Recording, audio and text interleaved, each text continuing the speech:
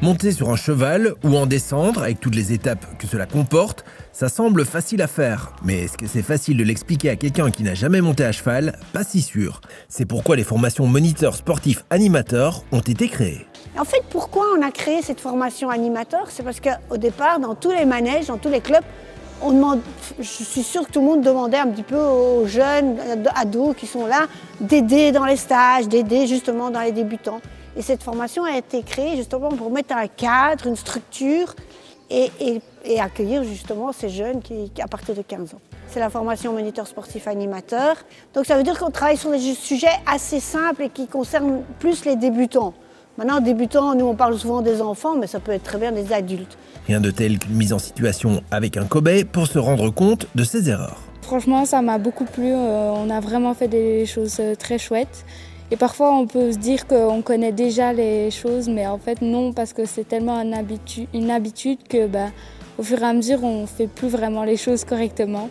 Par exemple, ce matin, on a appris aux cavaliers à monter sur un cheval, avec un montoir ou sans montoir, et aussi à avoir une position bien correcte, bien droite, centrée. Et on a fait aussi du trot enlevé. Expliquer tout en détail pour que le cavalier comprenne bien, quoi.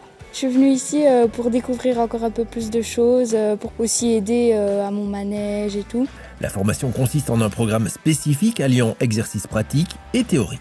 Il y a 3 leçons qui se passent aux écuries, où c'est vraiment l'abord du cheval, comment brosser, le pansage, tout ça, vraiment le B à bas de l'équitation, et c'est les bridés. Donc ça se passe aux écuries, donc c'est 3 leçons différentes.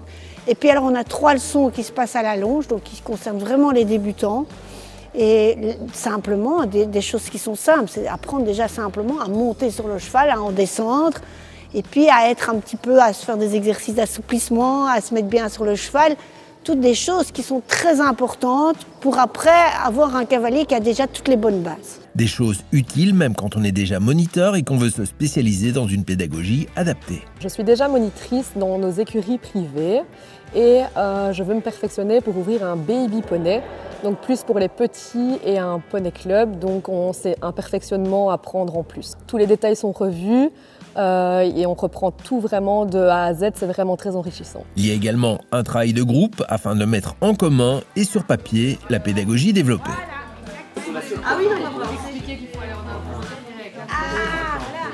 Ici c'était un peu particulier parce qu'on recevait pas mal d'équicadets.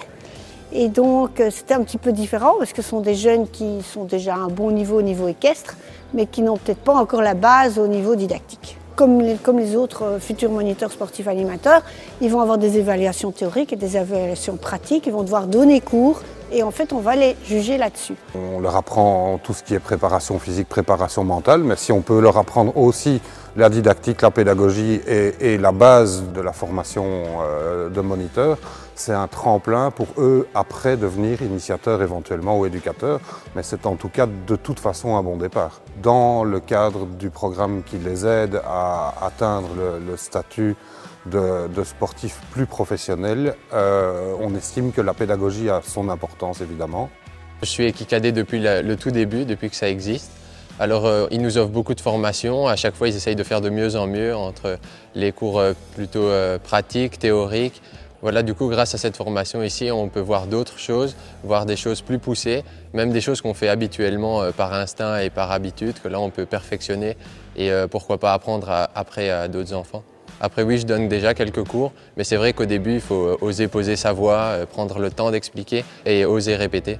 Puis à chaque fois, revoir des mouvements faciles qu'on faisait, mais peut-être qu'on exécutait mal ou trop vite. Du coup, Karine est là pour nous corriger, nous expliquer ce qu'on ne sait pas ou alors des choses qu'on bâcle, qu'il ne faut pas bâcler avec un enfant. Si vous aussi vous voulez suivre la formation MSA Moniteur Sportif Animateur, contactez la LEWB pour tout renseignement.